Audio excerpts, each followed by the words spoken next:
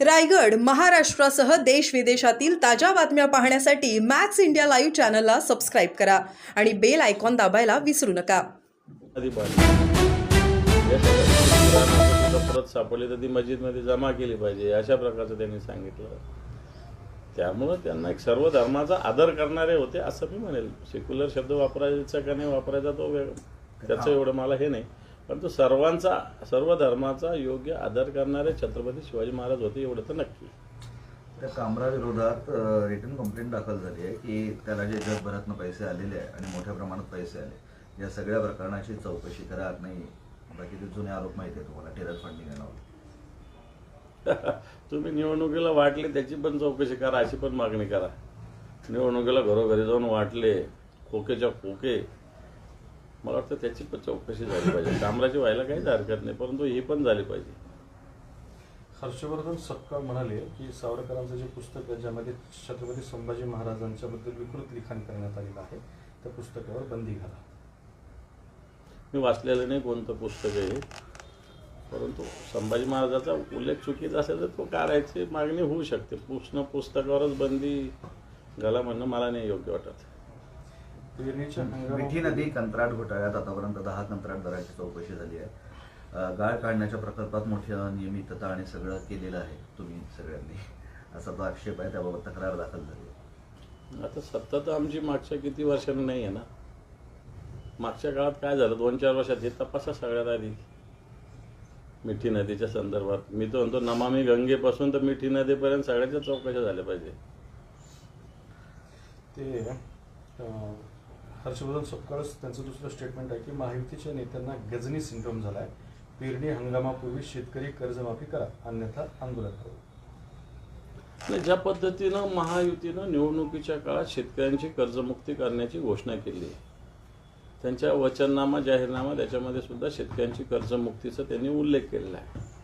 परंतु आता महायुतीचे नेते अजितदादा स्वतः बोलले की मी कधी कर्जमाफी बोललोच नाही. बाकीचे काही कॅबिनेट मंत्री सुद्धा बोलले कर्जमुक्ती आम्ही कधी बोललेलोच नाही. मग याचाच अर्थ निवडणुकीला फक्त मतं घेण्यासाठी शेतकऱ्यांची फसवणूक तुम्ही केलेली का? तसंच लाडकी बहीण 2100 रुपये द्यायचं कबूल केलं होतं, कुठं बजेटमध्ये 2100 रुपयाची तरतूद केली? आणि म्हणून हे महायुतीचं सरकार हे खोटारडं सरकार आहे, खोटं बोलणारं सरकार आहे, शेतकऱ्याच्या जखमीवर मीठ सोडतं आहे. आणि म्हणून मला असं वाटतं अशा सरकारला निश्चित जनता योग्य वेळी योग्य तो धडा देईल.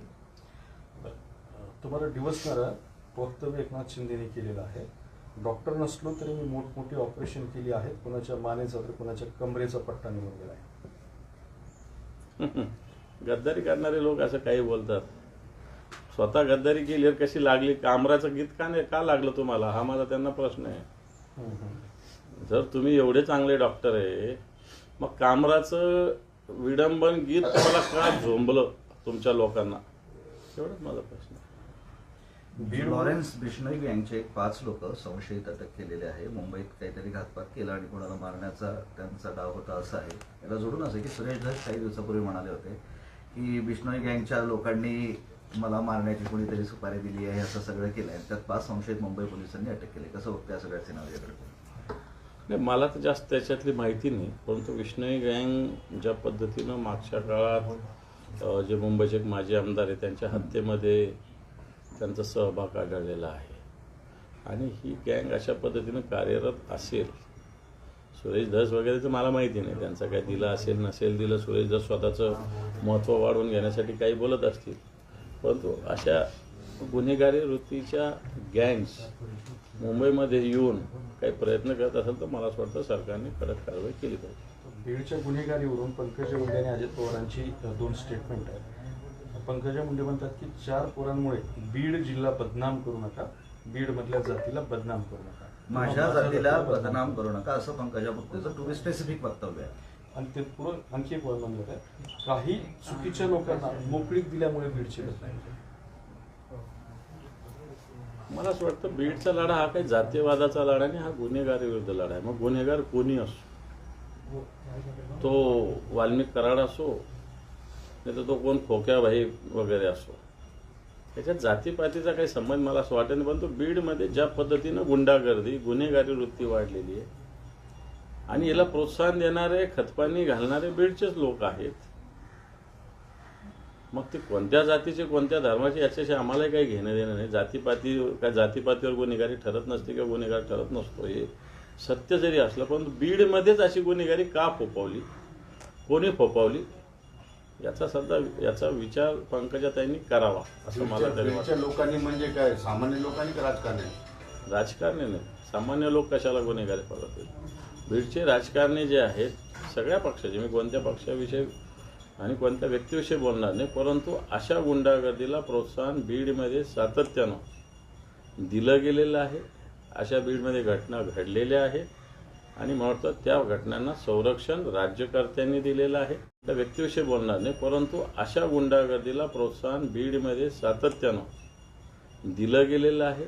अशा बीडमध्ये घटना घडलेल्या आहेत आणि मला वाटतं त्या घटनांना संरक्षण राज्यकर्त्यांनी दिलेलं आहे. आणि मग ते सत्ताधारी पक्षातले असतील नाही तर विरोधी पक्षातले असतील. पण एखाद्या मंत्र्यांनी अशा पद्धतीने विधान करणं की माझी जात बदनाम करू नका, गुन्हेगारीच्या पार्श्वभूमीवर एकच आता ते जात म्हणून राजकारण करत असेल तर त्यांची भूमिका असेल ती. त्यांना तेवढ्या जातीपुरतंच मर्यादित राहायचं असेल तर त्यांची भूमिका असू शकते ती. अजित पवार हे म्हणाले की विकृत लोकांना सरळ करणार, दादागिरी गुंडगिरी खपून घेणार नाही, कोण किती मोठ्या बापाचा असो, राजकीय नेत्याचा जवळचा असो, सरळ करणार. अजित दादा 2 महिन्यापूर्वी तेच बोलले होते ना, आताही तेच बोलले. काही झालं नाही, 2 महिन्यात आणखी गुन्हे वाढलेले बीडमध्ये. बावनकुळेंचं दुसरं आहे की मुंबई पालिकेमध्ये मुस्लिम मतावर ठाकरे गटाचा डोळा आहे, त्यासाठी त्यांनी ही अशी भूमिका घेतली. तुमचं कोणत्या डोळा आहे ते जरा बघा. तुम्ही पण तर डोळेच ठेवता ना कुठं ना कुठं. बरं, एक तुम्ही डोळे बंद करून तर नाही करत ना काही. विचारू का शेवटचं? कुसुमाग्रज अध्यासन आणि मराठी, तर त्याच्यात देवेंद्र फडणवीसांनी घोषणा केली होती की जेव्हा कुसुमाग्रज अध्यासन उघडू, आता तिथे काम तर होत नाही आणि त्याचं जे थोडं बहुत काम झालं त्याचं उद्घाटन देवेंद्र फडणवीसांना वेळ नाही म्हणून झालेलं नाही अजूनपर्यंत दिल्लीचं ना. खरं तर दिल्लीमध्ये हे कुसुमाग्रज अध्यासन केंद्र होतं, हे चांगली गोष्ट आहे. माझ्या माहितीप्रमाणे साहित्य संमेलनाच्या काळामध्येच याचं उद्घाटन ठरलं होतं. वेळेअभावी अजून झालेलं नाही.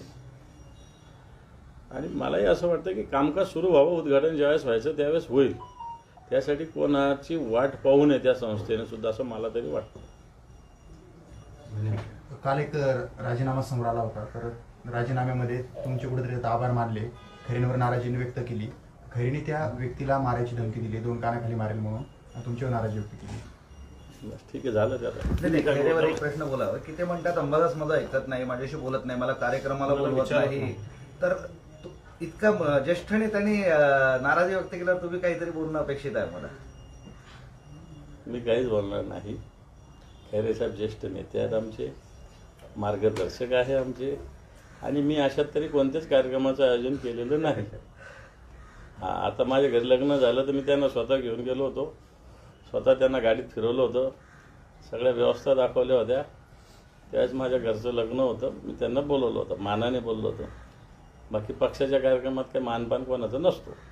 तुम्ही एवढं सगळं विचारता वगैरे असं तुम्ही म्हणताय, तरी ते असं का बोलतायत? आता तुम्ही त्यांना विचारा ना. पण तुम्ही सार्वजनिक ठिकाणी कार्यक्रमामध्ये चक्क त्यांचे आशीर्वाद घेता, पाया पडता, हो. त्यांना मान सन्मान देता, मग ते असं का म्हणतात की अंबादास दानवे मला विचारतच नाही?